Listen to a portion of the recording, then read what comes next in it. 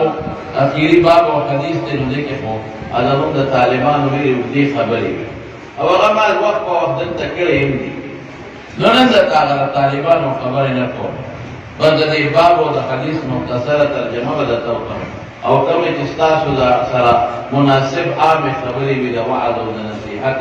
هغه درته ذکر کوم امام بخاری رحمت الله علیه دا کتاب ختم کړ په یو باب باندې او دا باب تعلق د قیامت درو د یو عمل سره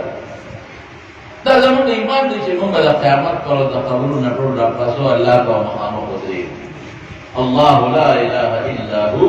الله خپل به قدرت کار کوي او اذا ما سره څوک شریک نشتا زما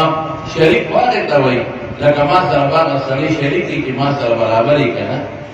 ما سره برابر نو الله سره برابر څوک شته دی نه د الله سیال څوک شته دی نه د الله مثل نظیر څوک شته دی نه الله ایمان باندې لوی په طاقت کې بل څوک شته دی نه صرف دې چې د عبادت لایق دی مو د بندګي عبادت په لمر کوي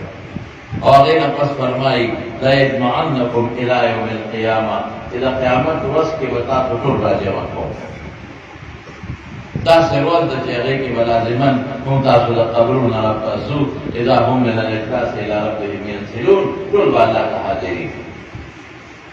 او چې الله تعالی حاضر شي مونږه د قبرونو پاسو نو کته دا څنګه پاسو څنګه سار پاسي نو قران کې دلیلونه هم خدای ویلي دي مخکې ودل تعالی یو کل دلیل وای ومن اصدق من الله حدیثا الله وای اذا زما خبره ده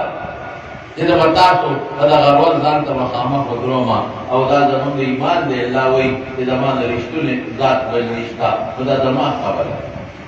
د رښتونه خبره خلق مانی الله وی د رښتونه ما رښتونه رښتا دی او دا زموږ د قیامت په میدان کې تاسو جواب کوم بیا ورو چې د قیامت میدان کې مونږ تاسو جواب کیږو څه چل بچيږي قبرونو عمرون پاسو هر سړی خپل عمل مخې راشي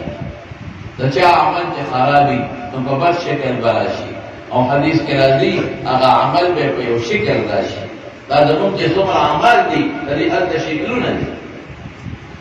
مونږ ته دلته نه ښکاري الته مونږ ته پته لګي بیا مونږ ته باندې ښکاري لکه خوب کې یو سړی هغه چې شکل نه لري په خوب کې په یو شکل باندې ویني او دا یو مثال درکړم یو د رسول الله صلی الله علیه وسلم دعا وکړه چې مدینه ته هجرت وکړو مدینه منوره او